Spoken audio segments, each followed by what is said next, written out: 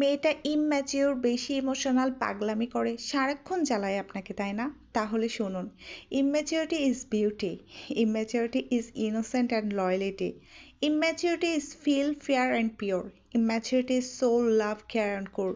দুজনে সারাক্ষণ ম্যাচিওরদের মতো আচরণ করলে সেটা আর ভালোবাসা থাকে না রে ভাই। সেখানে একটা আত্মসম্মান বোধ দুজনকে সামাজিক দায়বদ্ধতা থেকে বেঁধে দেয়। একসাথে থাকাটাই কিন্তু সব কিছু নয় জীবনে। ভালোবাসা কোনো অফিস নয়। এখানে এত পাঞ্চলিটির কিছুই নাই। যে তোমার গায়ের গন্ধটাকে এখনো প্রিয় একটা গন্ধ বানাতে পারিনি, তুমি একদিন না থাকলে যে তোমার জন্য একবেলা মিস করে ঘুমাতে পারিনি বা ভাত খেতে পারিনি, যাকে পিছন থেকে চোখ ধরলে বুঝতে পারে না এটা কার হাত, সেখানে ম্যাচুরিটি দিয়ে তুমি কি করবা বলো তো?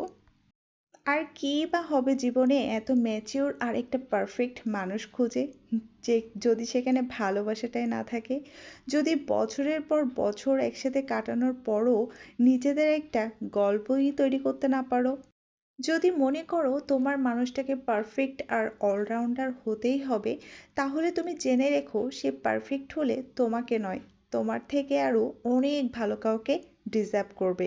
ভালোবাসার জন্য পারফেকটেশন এর কোনো দরকার পড়ে না। ভালোবাসতে গেলে সুন্দর একটা মনের মানুষের দরকার প্রয়োজন হয়।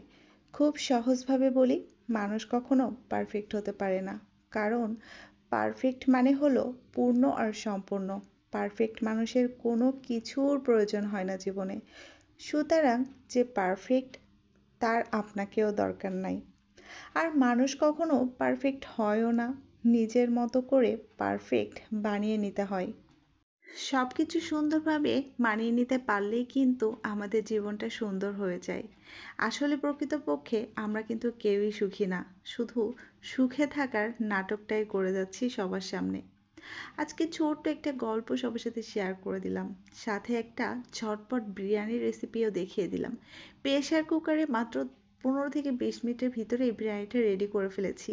কেমন লাগলো সবার অবশ্যই জানাবেন। আল্লাহ হাফিজ।